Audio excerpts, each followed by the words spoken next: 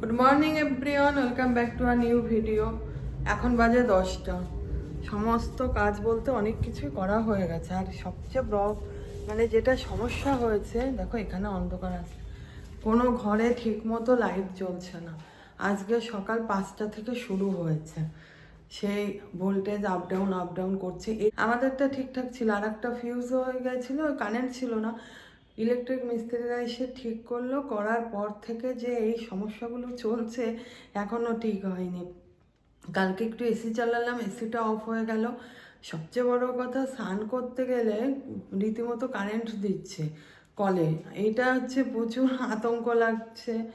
নিজেদেরও বললো মিটার দেখতে হবে, বাড়ির মনে হচ্ছে কিছু ফল্ট, আমাদের না, ওরা তাই বলেছে। ও ফোন করেছিল, অরূপ। এই দেখো বাড়ির গাছের থোড়, বাগানে গাছ হয়েছে, সেই গাছের থোড়। আর এই যে নিয়ে এসছে ঝিঙে, এই যে ঝিঙে কিনে নিয়ে এসছে। আজকে ঝিঙে পোস্তই করতে বলবো, তবে এতগুলো লাগবে না, অনেক। আর এই যে কি ছোট্ট ছোট্ট আলু, দেখো যে জমিতে আলু হয়েছিল, মানে আলু খেতে দিয়েছে কটা। এই আলুটাও কোথায় রাখবো তার ঠিক হচ্ছে না। ঝিঙেটা দেখি টেবিলে উঠাই। চলো এবার দেখে আসি মাছ টাছ কি কি এনেছে। আজকে আর মেশিনে জামা কাপড় কাচতে হবে না, কালো কাঁচা হয়েছে, থাকুক। দেখি এটা আবার কি হচ্ছে, এগুলোর পাওয়ার কম তো, এগুলো এই লাইটগুলো দাঁড়িয়ে যায়। আমাদের ওইগুলোর একটু পাওয়ার বেশি, ওই জন্য আর দাঁড়ায় না। দেখি কি কি মাছ এনেছে, চলো খুলি। ছোট ছোট মাছই বলেছিলাম, বড় মাছ খেয়ে খেয়ে ভালোও লাগে না। কিন্তু রাজাই বলেছিল পাবদা এনো বাবা, জানি না, রাজা পাবদাটা ভীষণ ভালো খায়। এই যে পাবদা মাছগুলো আলু আর বড়ি দিয়ে করতে বলবো, বড়ি হলে ভালো লাগে, একটু লেবু হলে ভালো হতো। এখন আর লেবুও কিনছে না। দেখি রাজা ঘুম থেকে উঠলে রাজাকে পাঠাবো। আর এর মধ্যে রয়েছে কটা চিংড়ি মাছ, এই দেখো, চিংড়ি যদি খাওয়াটা, এই খুব বেশি মাছ না, রেগুলার এনে খাওয়াই ভালো। এই ঘরে প্রচুর কাজ আছে, যে বাসন কুসন গোছাতে হবে, তার আগে ড্রাগন ফল কেটে খাবো। যেহেতু চা খেয়েছি অনেকক্ষণ হয়ে গেল, দুধ জালে বসিয়েছি, দুধ ঠান্ডা হতে টাইম লাগবে, তারপরে সকালবেলা খাওয়া দাওয়া করব। কিন্তু তার আগে একটু ড্রাগন ফল খেয়ে নিই, খিদে পেয়ে গেছে, এখনো অনেক কাজ বাকি আছে। চলো অর্ধেক আমি খাই, আর রাজাকে অর্ধেক কেটে দেব। রাজা ঘুম থেকে উঠুক, কেননা রাজা একটু খায়, যা দেখি। এই ফলটা খেতে তো আমার খুবই ভালো লাগে, কোনো স্বাদ নেই, কিন্তু আমি ভালো খাই। অনেকেই ভালো খায় না, অনেকে বলতে আমার দিদি টিদি ওরা তো পছন্দই করে না। যাই হোক, চলো আমি এখন এই ফলটা খেয়ে নিই, একটু খিদেটা মরবে, তারপরে যা খাই খেয়ে নেবো সকালবেলা।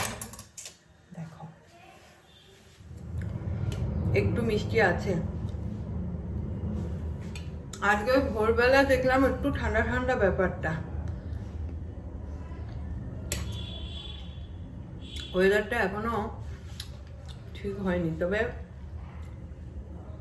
যত দেরিতে গরম পড়ে ততই ভালো। করে গরম বাবা, মানুষের শরীর জ্বলতে থাকে গরমে। এই যে কিনোয়াটা খুলেছি, আর এইটার ভাত করব। এটা জলে ভিজিয়ে রাখবো, আর কালকে করে দিয়েছিলাম রাজাকে, খারাপ হয়নি, কিন্তু খেতে অনেকটা ডালিয়ার মতোই লাগে, কিন্তু একটু সিস্টেমে করতে হবে, না হলে একটা ছিবড়া ব্যাপার থাকবে। কেমনভাবে ভিজিয়ে রাখতে হবে অনেকক্ষণ, তারপরে ভাতটা রেডি করার পরে অনেকটা সময় ঢেকে রাখতে হবে, তাহলে খেতে ভালো লাগবে। আজকে একটু বেশি করে দিলাম, আমিও একটু খাবো। মর্নিং ব্রেকফাস্ট আমার কমপ্লিট। এখন একটু পেপার পড়ছি। পেপার তো পড়তেই ইচ্ছা করে না, পেপারে হাত দিলেই সত্যি সারাক্ষণ রেপ খুন এইগুলো, মনটাই খারাপ হয়ে যায়, এমন ঘটনা ঘটে। এসে যাই হোক, আর কারেন্টের ব্যাপারে যেটাই তোমাদের সকালবেলা বলেছিলাম, সেই কারেন্টের ব্যাপারটা মিটে গেছে।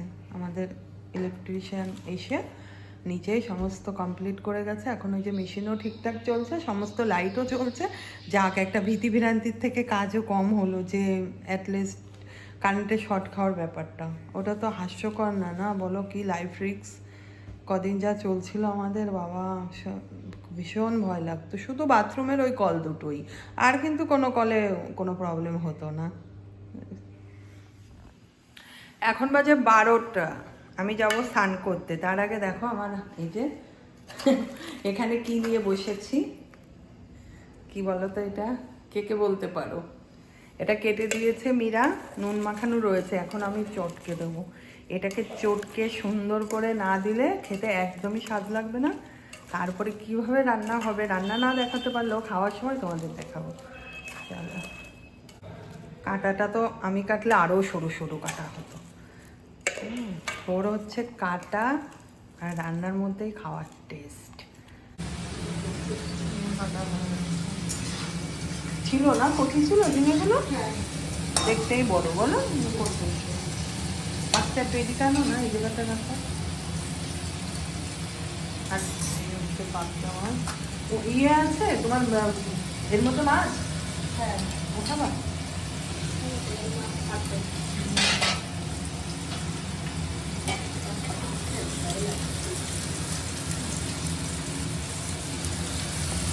কোনটা?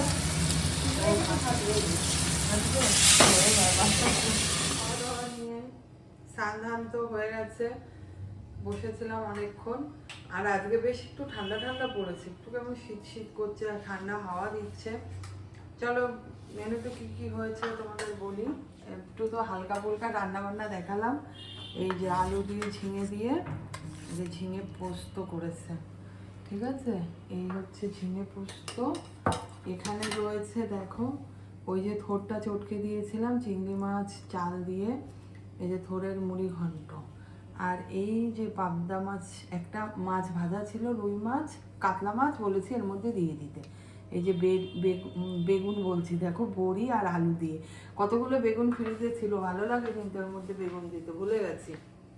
আর শসা পেঁয়াজ, আর ওদের হচ্ছে উচ্ছে সিদ্ধ। আর এখানে টমেটো চাটনিতে একদিন করে 2-3 দিন খাওয়া যায়, বেশি টমেটোর চাটনি। চাটনিটা খুব টেস্ট হয়েছিল কালকে। এই হচ্ছে খাওয়া দাওয়া। খাওয়া দাওয়া কমপ্লিট আমার। আর এই যে ঝাঁটা হাতে করে দাঁড়িয়ে পড়েছি, কেননা দেখো যে আমার মাসিটা মোছে ঘর। মাসি হচ্ছে বলে তীর্থে গেছে, আগের ভিডিওতে বলেছিলাম।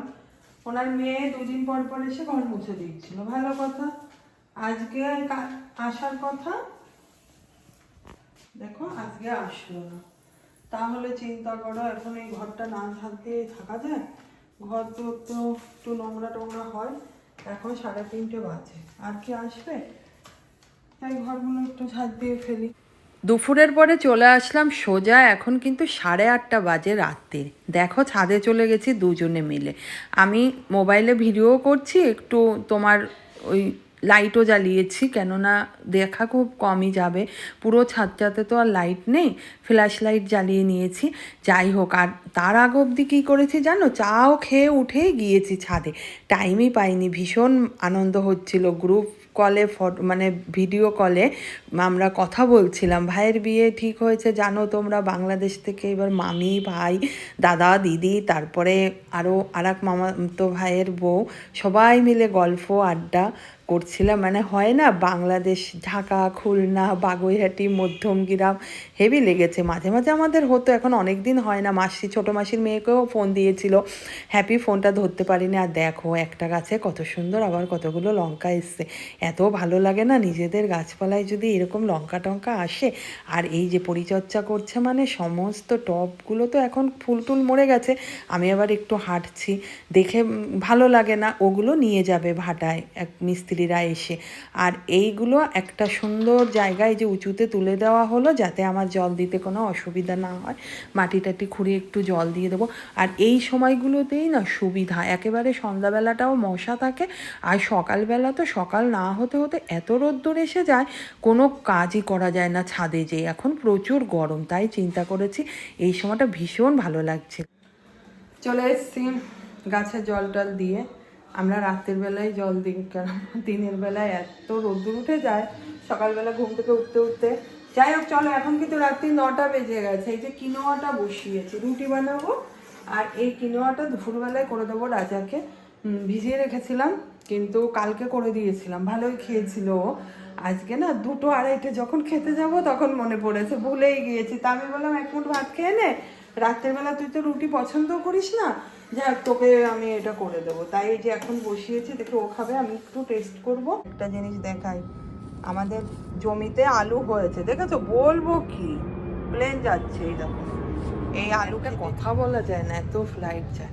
আলুগুলো খেতে দিয়েছে আর একদম সমানভাবে 5 ঘরে 5 বস্তা খেতে দিয়েছে হোসেনদা, যেহেতু উনিই লাগায় দায়িত্ব নিয়ে সবাইকে দেওয়া হয়েছে। আর হরিদাদের স্টাফদের তো খাওয়া দাওয়া করায়, আলাদা ফ্ল্যাটে রাখে।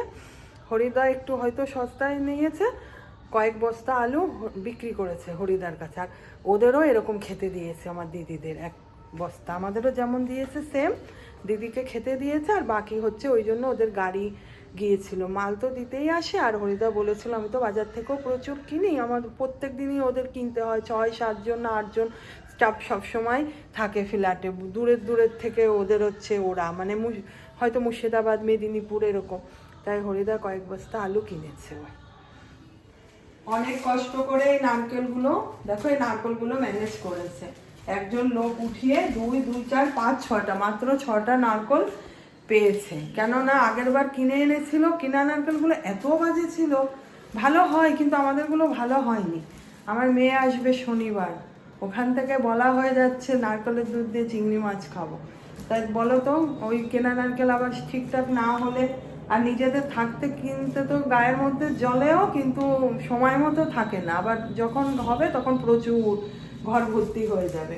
সে যাই হোক, ওই জন্য ম্যানেজ করে এই কটা নারকেল বাড়িয়েছে একজন মিস্ত্রি দিয়ে মেয়ের জন্য।